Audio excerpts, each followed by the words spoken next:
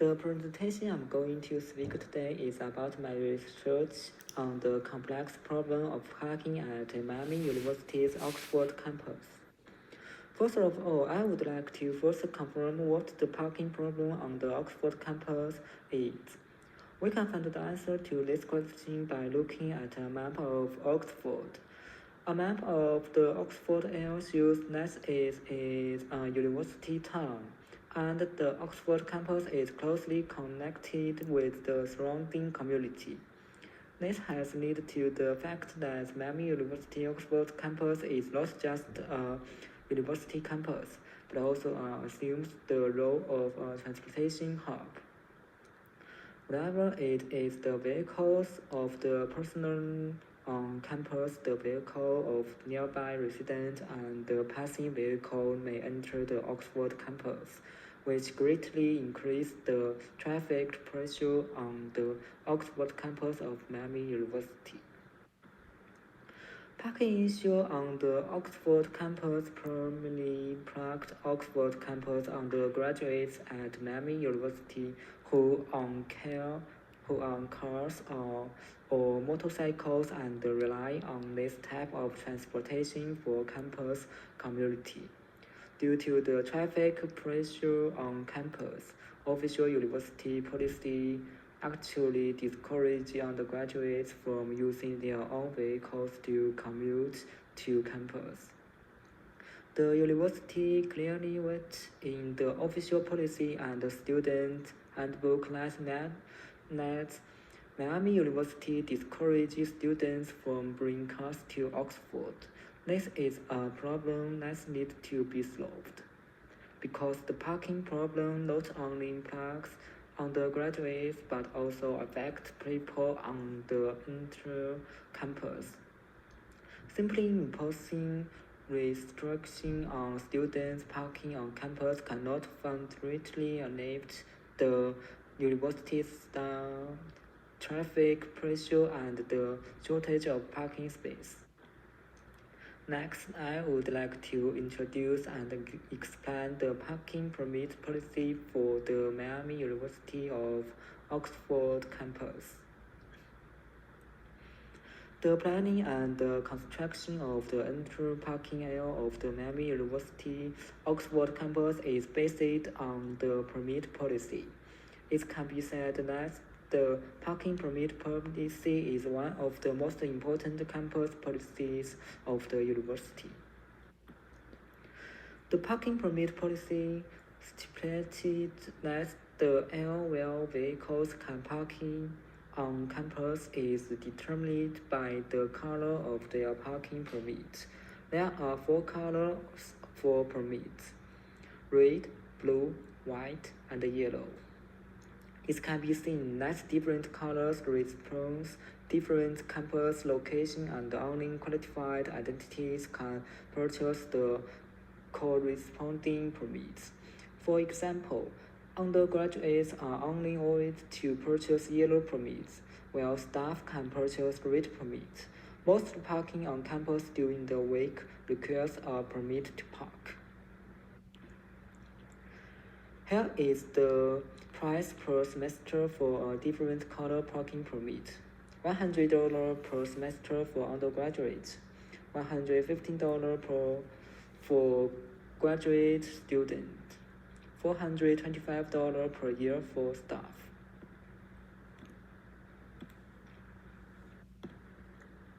The parking permit policy affects every vehicle parked on campus during the week. If the vehicle ignoring the requirements of the permit, the Miami University police will issue a ticket for parking violations. The first time of warning does not result in an actual fine. The second time a $75 ticket is issued. The third time the fine goes up to $115. Thus, violating a parking permit police cost is expensive.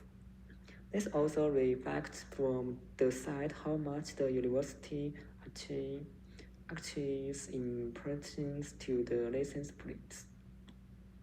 Next, I want to combine the traffic map of the Oxford campus to analyze whatever undergraduates who buy yellow parking permits can solve the parking problem.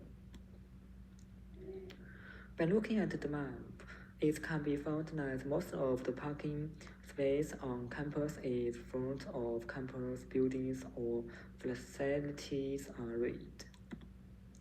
This also means that only staff and the facility with red parking permits can park. The blue parking permits that postgraduate students can buy are mostly closed around the student resident halls. The yellow parking permits that undergraduates can buy are only out in 3 parking lots located in remote corner of the campus. Therefore, from a practical point of view, although the yellow lessons only cost $100 for a semester, it is far less than the red lessons of $425 per year. It can be seen that undergraduate students cannot solve the problem of parking on campus simply by purchase a permit. The available parking lots are local is remote area of the campus, and it takes an average of 15 to 25 minutes to walk from those areas to the teaching building.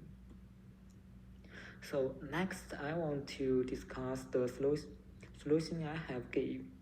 By combining peer review research and my own practical experience, I believe that there are two different solutions to the problem of on-campus parking for undergraduates.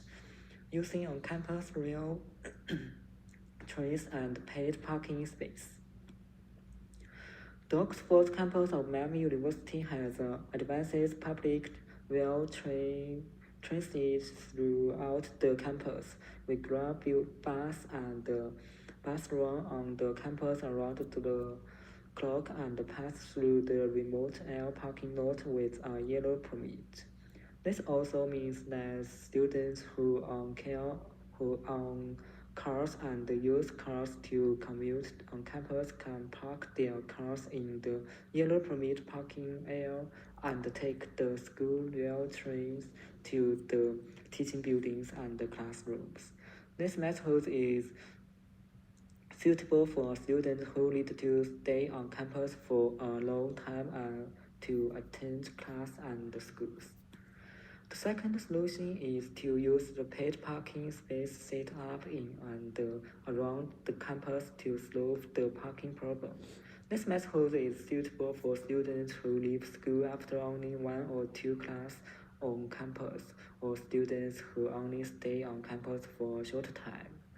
By using the on-street paid parking space inside or outside the campus, you can get to the classroom quickly, and sometimes it is even more time-saving than parking your car in the parking lot on campus. My personal suggestion is to park your car in the paid parking space outside the campus as much as possible, because the price of parking inside the campus is much higher than the outside the campus. On weekdays, the price of parking outside its campus is usually $1.5, while the price inside the campus can be as high as $3 an hour. These are the two different solutions I explored for this complex problem. For undergraduates who drive into Oxford by car or motorcycle and need to stay in Oxford for a long time, and undergraduates who only need to stay on the Oxford campus for a short time. Here is my reference. Thank you.